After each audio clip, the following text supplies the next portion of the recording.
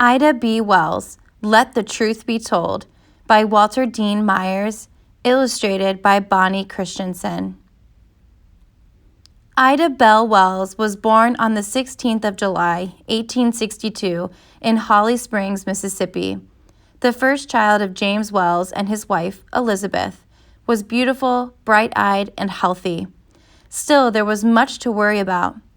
James Wells, although a skilled carpenter, was legally a slave, and so was his wife.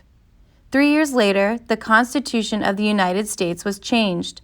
The 13th Amendment made slavery illegal. All the black people of Holly Springs were now free. Over the next few years, young Ida was joined by 3 brothers and 3 sisters. The Wells children were taught to be responsible for one another and the family home. Each child had chores to do around the house. When the Methodists started a school in Holly Springs, James Wells made sure that his children attended. Our job was to go to school and learn all we could, Ida would say later. My mother went along to school with us until she learned to read the Bible. After that, she visited the school regularly to see how we were getting along. Encouraged by both of her parents, Ida became a good student. She could handle schoolwork better even than some of the adults, who were just learning to read after a lifetime of working in the cotton fields. But Ida saw that life was not good for all black people. There were places black people could not enter and jobs they could not get. If blacks were accused of crimes, they often would not get a trial. Some were even killed by angry white mobs. When a person was killed in this manner, it was called lynching. Ida saw the sadness and fear caused by the lynchings. In 1877, 16-year-old Ida was visiting her grandmother in another part of Mississippi when she learned that yellow fever had struck Holly Springs. Both of Ida's parents and her youngest brother died. Heartbroken, Ida returned home. She listened as the family's neighbors and friends talked about what they could do to help raise the Wells children. "That won't be necessary." Ida stood up as tall as her 5 feet allowed. "I can take care of my family." It wouldn't be easy, Ida knew. They could live in the house that her parents had owned and would have the small savings that James Wells had carefully put aside. Ida decided to take a test to become a teacher. She had no experience teaching, but she had helped her sisters and brothers with their lessons. After passing the test, Ida taught in a small town 6 miles away from Holly Springs.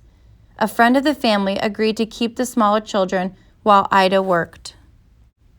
Ida taught during the week and came home on weekends to do the washing and ironing for her brothers and sisters. Each Sunday night, Ida would ride back to the country school on an old mule. She worked in small schools around Holly Springs for 2.5 years. Ida's Aunt Fanny lived in Memphis, Tennessee, 43 miles north of Holly Springs.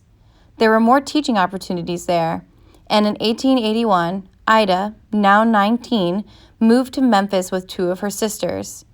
Teaching was just as hard there. Ida had to travel by train to get to her job. She often used the time on the train to read or write letters.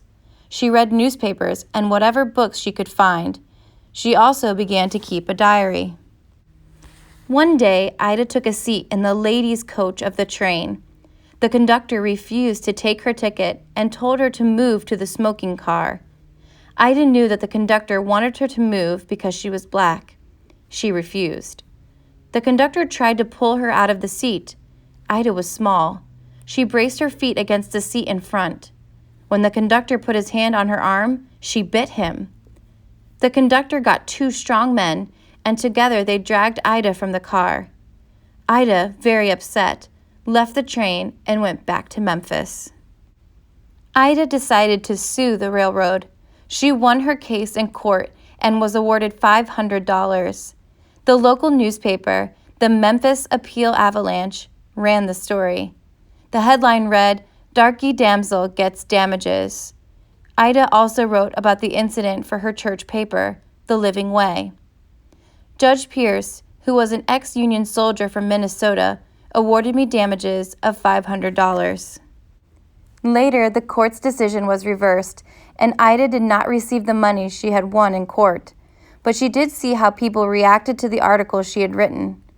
Ida continued to write for her church paper, and soon black newspapers around the country began to carry her essays.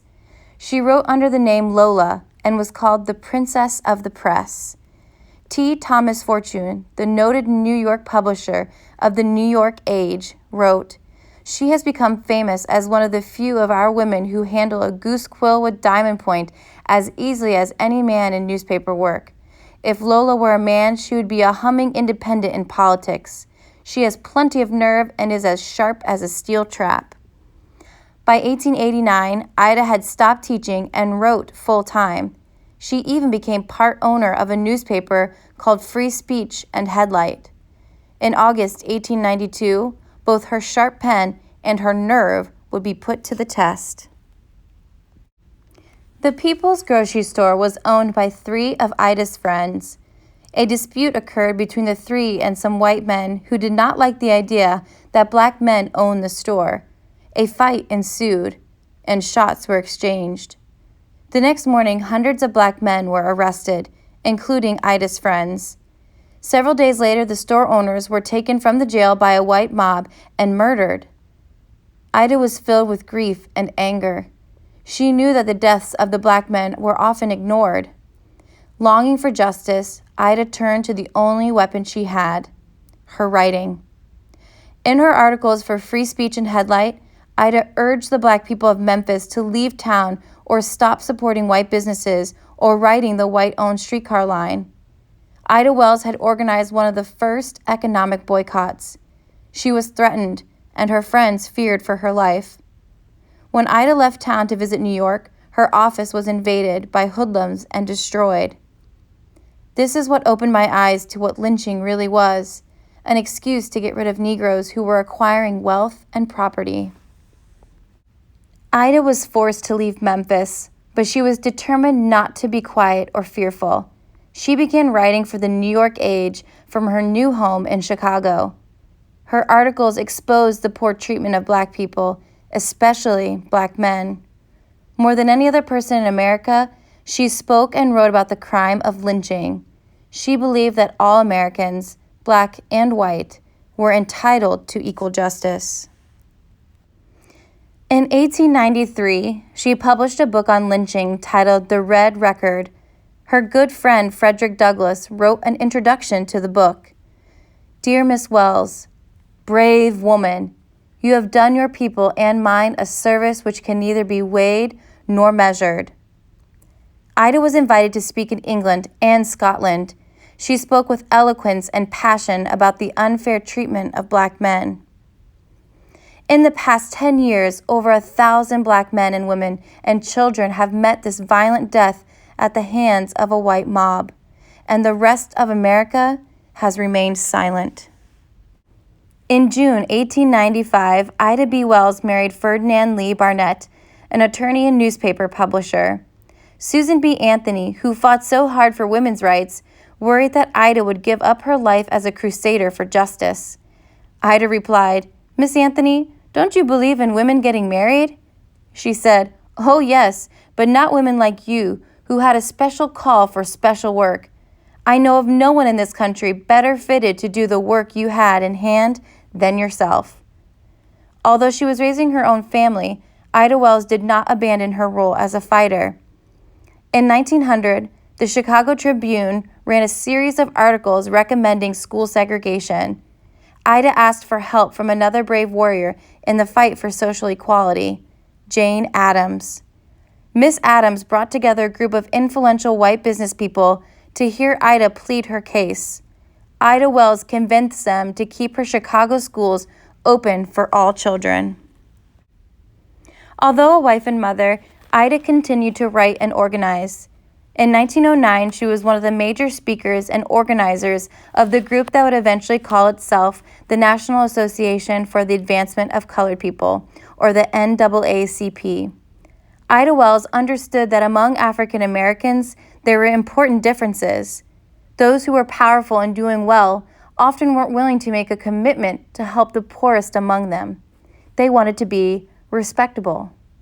Ida Wells also wanted to be respectable, but felt it was her duty to fight for justice. I'd rather go down in history as one lone Negro who dared to tell the government that it has done a dastardly thing than to save my skin by taking back what I have said. Ida continued her fight for justice by taking up the cause of suffrage, her friend Susan B. Anthony's lifelong mission. After talking to Anthony about voting rights, Ida was convinced that women's suffrage was critical to political change for Black women. In 1913, Ida created the Alpha Suffrage Club. It was the first voting organization for Black women in the state of Illinois. At Woodrow Wilson's presidential inauguration in 1913, Ida and 5,000 other women marched for the right to vote. When white suffragists asked Ida to march in the separate colored section, Ida sternly refused. It took several more years of hard work by Ida and many others, but women finally won the right to vote in 1920. Ida Wells spoke up for what she believed. Her weapons were her keen mind and her pen. Leaders as different as W.E.B. Du Bois and Marcus Garvey, the Black nationalist, consulted her. In 1930, feeling that the candidates for the state legislature in Illinois were not doing enough for the people, she ran for the state senate. She did not win the race, but again, her clear and passionate voice was heard. The following year, on the 25th of March, Ida B. Wells died. For more than a half century, this dynamic, intelligent woman used her writing skills to promote freedom, safety, and justice. She made America a better place.